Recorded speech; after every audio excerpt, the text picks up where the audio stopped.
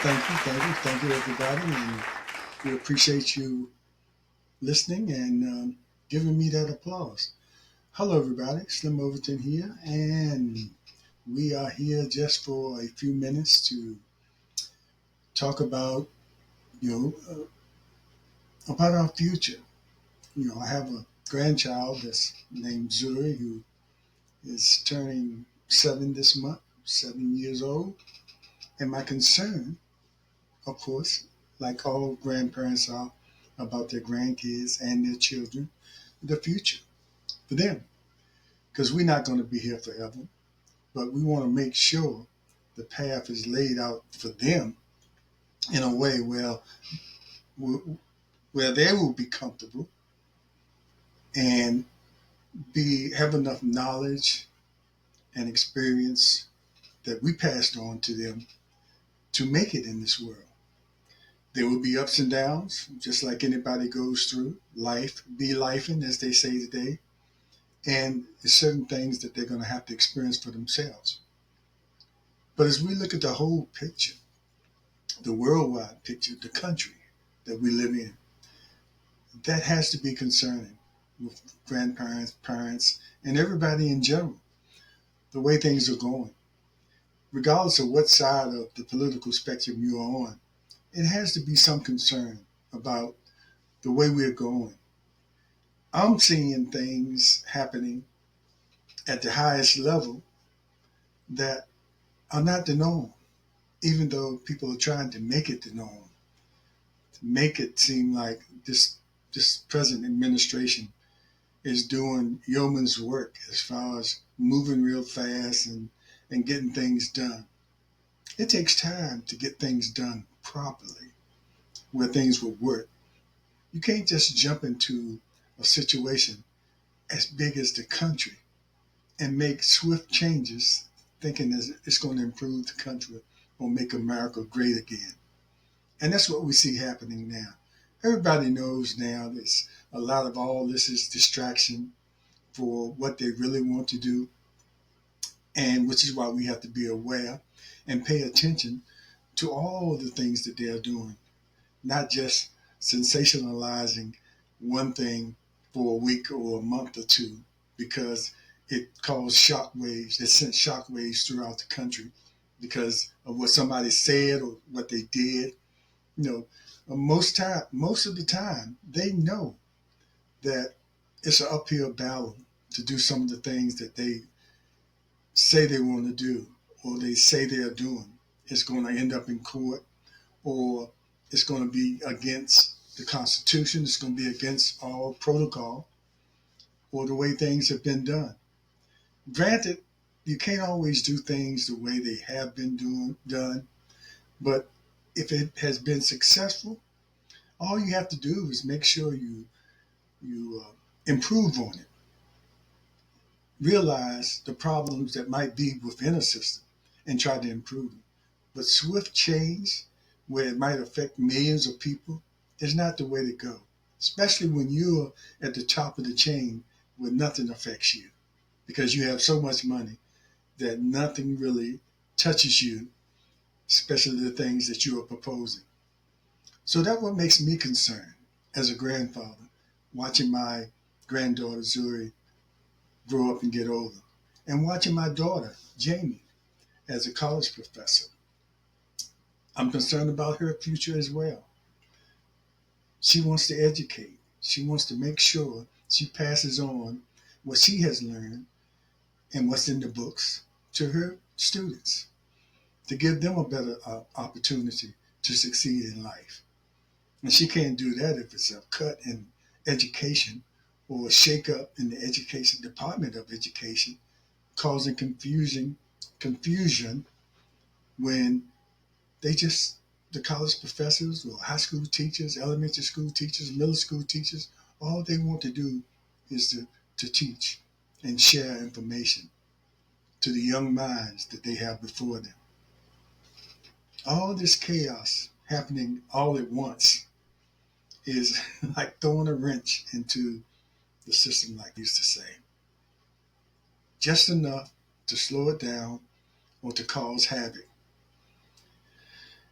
And we have the power. We have the power to speak up. As you see in a lot of the town halls throughout the country, it's the Republicans that are speaking up and saying that this is not right. This is not the right approach. But they voted for it. But it had to come to this in order for them to really see the light. Many of us tried to explain that this was coming, and many of us that knew it was coming are still shocked at some of the things that they are doing. But we are prepared for it, and we all need to be prepared for it. We all need to realize our power and that those people in Congress work for us. And if we don't say anything to them through protest or whichever way you want to do it, they'll never get the message. So you see it happening throughout the country, but the more, the better. The more people that put the pressure as constituents to these congressmen and senators that really are a big part of this process, but the present administration is just taking away, perceivably, taking away all their power, as well as the Supreme Court. But he hasn't done that. He just has people in there that are afraid to challenge him. And they know it's wrong. They know absolutely what he's doing is against the grain and it's going to hurt a lot of people, their constituents. And they're going to have to wake up. But they won't wake up until we speak up. And you see that happening throughout the country. And anyway, and everybody that has a platform like this, you need to be speaking up.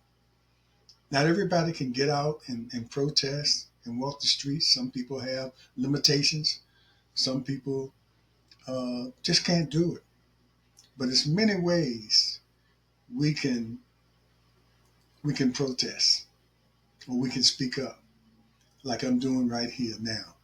And I see everybody with these platforms, and that's fine.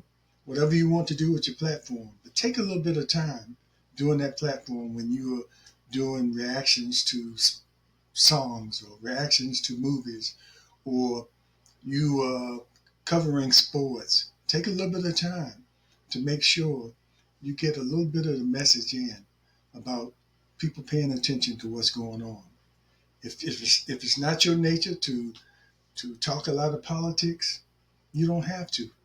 Just make sure people are aware or guide them to where they need to be watching to get the right news. Sometimes you have to listen to several different outlets or several different sources in order to get the right answer, because there's so much out here. Even on our internet, we we don't know what to believe is real. One minute we might see someone has been killed or died, and it's absolutely not true. And then when it really happens, we have to question: is this person really? Just recently we lost Angie Stone in a horrific accident. But when I first saw it, I had to wonder at first, was that real? Because I've seen so many other stories that weren't real about our celebrities. But unfortunately, this was real, Angie Stone, and condolences to her family and all her fans. I was a fan. I have several of her records. But that just goes to show you how powerful the internet is and how in some instances it can be wrong. So we have to pay attention. Excuse me. We have to pay attention and make sure we rely on several sources before we figure out our opinion on that particular topic, rather than listening to one side and deciding to go with that as the gospel, as they say. So I just wanted to come on here a few minutes, on this my podcast, the Summation 101 podcast, even though it's focused on having conversations with individuals. I come on every once in a while because I'm an individual and have an opinion, have something to say. So it's a combination of that and maybe a little commentary from me. So That's what it is today. And I want to thank everybody for listening. And please continue to watch me on Spotify, on YouTube, my YouTube channel, and on Facebook, and all the other different platforms I might add at some point. The more I can get my message out, and granted, I'm not trying to preach to anybody, I'm just trying to get people to be aware. One of my sayings have been for a long time, and I have to bring it back to end each show that I do on the Slim Nation 101's podcast, and anything involved in the Slim Nation, is to be aware, be informed, and most of all, be involved. And that says it all, in my opinion. Anybody can follow those three, I'll call them marching orders, but not really marching orders, but who am I to give orders to anybody? But just suggestions. Be aware, be informed, and most of all, be involved in any way you can. Take care. I appreciate you listening, and trying to find the closing song. Uh, I'll be finding something more permanent later. I do have a opening and closing song on my other platform, but here on Spotify, I have to work that out. So I'll just give you this, and we'll be signing off.